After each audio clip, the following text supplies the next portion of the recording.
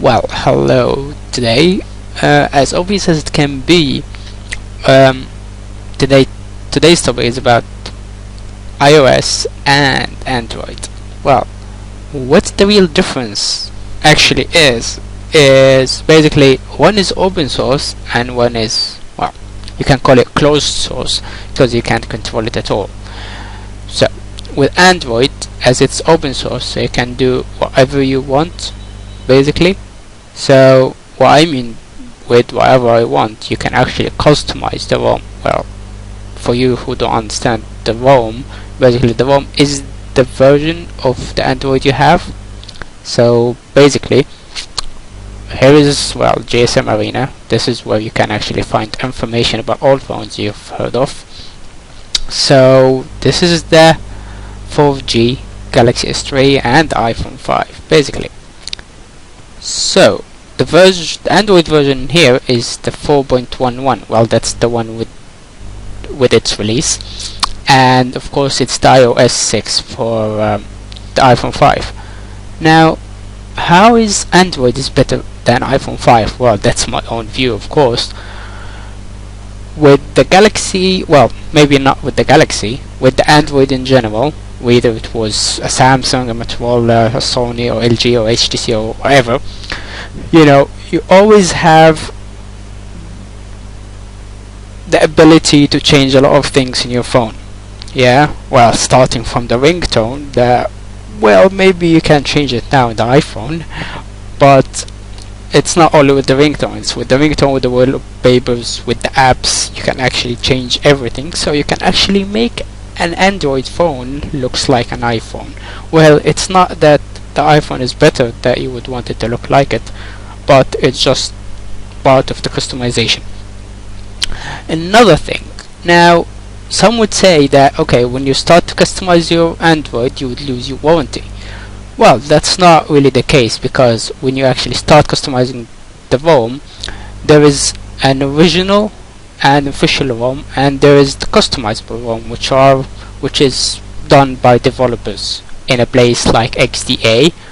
Well, I guess it is the best place that you could find any phone you want basically. Well, it does include iPhones as well, if you wanted to jailbreak it, but that's another long story. So, there's all sort of phones, well, Dell, Samsung, whatever. Well, in here, so let's search for Samsung. You see, well, okay, maybe not Samsung. Let's search for Sensation. So with the Sensation, there is the Android development, so you can actually see, how in steps how you can do it and how you can convert it back into the original manufacturer ROM, so your manufacturer won't know it has, it was like out of warranty or something. Well, with the iPhone, I don't think you can do that, because once you jailbreak it, it's jailbroken, because they're smart enough to know it was jailbroken basically, because it's not jailbreaking it's not an easy method, because sometimes it does include some hardware things to do. So that's with how it is different. Now with the hardware, well, basically there's quite the same hardware, I guess. It depends on the manufacturer in these cases, but okay. Now with Android, what are the best Androids, I guess? Well, I would say Samsung, Sony, LG, and HTC. Now Samsung has the best chip basically, well, maybe the speediest, the most speedy one. Sony has got the best screen. HTC, well, it's good in more cases, but it does get warm sometimes. With LG, it's still not ahead in the business. Well, maybe now with the Google phones with it. So yes, so that was about Android and iPhone.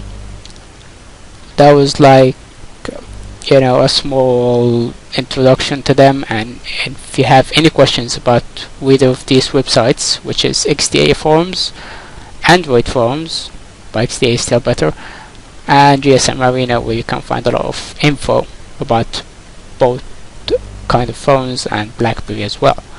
So thanks for watching, and I'll be having other videos more soon.